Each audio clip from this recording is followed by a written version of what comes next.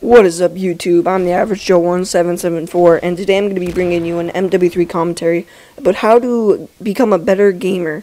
So, no matter what game you're playing, there's two things you're always going to have to know, and it's experience and it's understanding of the game. And I just had to speed up this part right here because I didn't get a kill for about 20-30 seconds. But anyways, this is a MOAB gameplay on the map Bakarra, using the Barrett 50 cal, but eventually I pick up an MP7 and an ACR.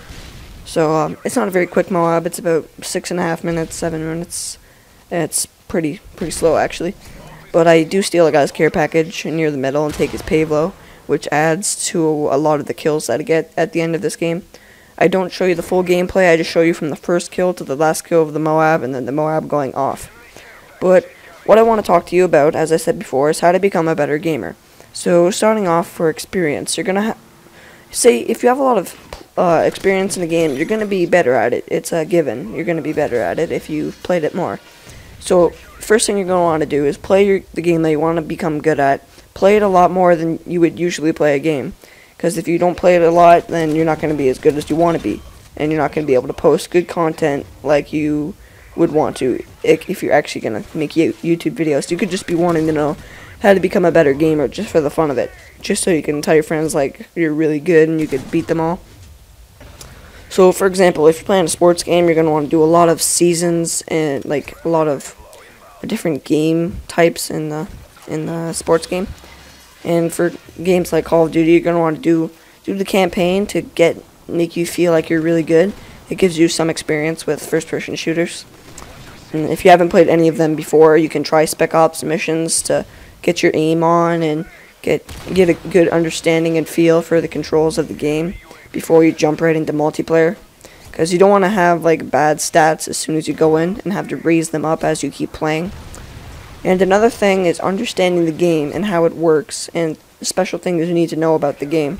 For example, in Call of Duty, you need to know the spawns and how the spawns work in this game. For games like MW2, there was spawn trapping. You could find out how to do that, where you would need to be located on the map for you to spawn trap them. And knowing spawns is a good thing, because if you have A and B, I don't have A and B right now, but if you had A and B, you have to know that they would be spawning at C, but not to enter their spawn too much, or they'll flop it to the other side of the map. And right here, I would kind of hold them at B, which is like I was saying. We have A and C, so they're going to stay at B. If I push, I don't want to push too much, so they'll stop spawning there. And another thing that you need. Sorry, I had to cut out my mic right there.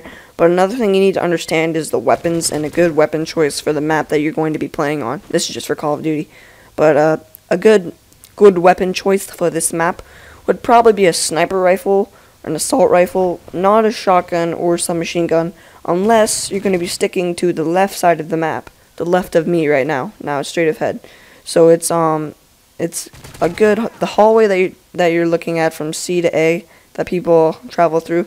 That'd be a good place for a shotgun and a submachine gun. But usually this map is for assault rifles and sniper rifles.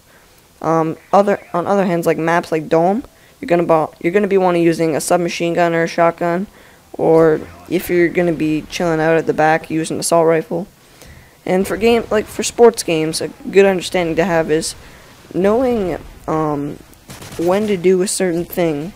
Like, say if you're playing a hockey game, you're gonna want to know, like, you're gonna have to time the skaters where they're gonna be and when you should pass it and when you should shoot it, and how to deke out the goalie. You're gonna have to understand how to deke them out. You're gonna have to learn good ways to fake out the goalie. And for games like baseball or anything like that, you're going to want to time pitches so you know when to swing the bat and to hit good fly balls to like out of the park. Or you're going to want to know when you're going to need to hit a ground ball or a pop-up. You don't really want to hit a pop-up because you get out. And for games like football, you're going to want to know who to throw it to and how to dodge the people trying to tackle you.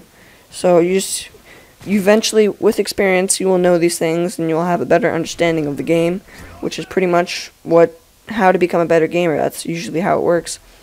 And another thing for Call of Duty, understanding which guns are bad and which guns are good, so which guns you should be using to become a better player, and which attachments you should be using So depending on what game mode you're playing, if you're playing Search and Destroy, you're going to probably want to have a silencer. So when you kill someone, not everyone knows where you are. And probably use Assassin. So if they put up a UAV, you will not be found. And if you're playing a game mode like Drop Zone, you're going to want to use Blast Shield. So when you're at the drop zone and you're getting nades thrown at you, you don't want to get blown up real easily. And another good one is Sit Rep Pro, so you can hear people around you, hear their footsteps, so you know where they're coming from. Another thing is Dead Silence. You're going to want to use that because you don't want the enemy hearing you and knowing exactly where you are at all times.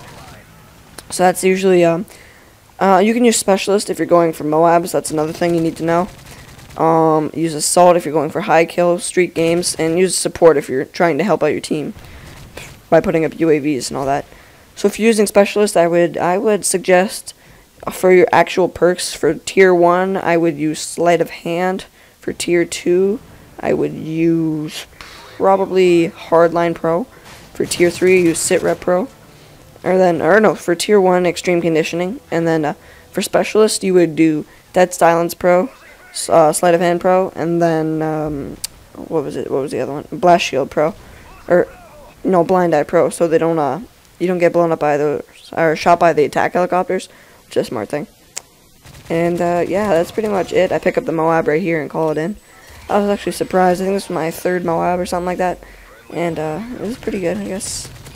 I have about 8 now, which isn't a lot, but it's better than nothing. Anyways, thanks for watching this video. Get a few kills from the MOAB right here. I do go on a kill streak at the end, but I get like 2 more kills throughout the entire game, but I don't die.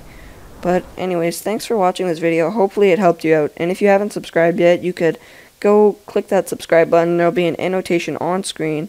And yeah, if you haven't dropped a like on any of my videos, you can go check out the other ones, drop a like, and yeah, thanks for watching. Peace out.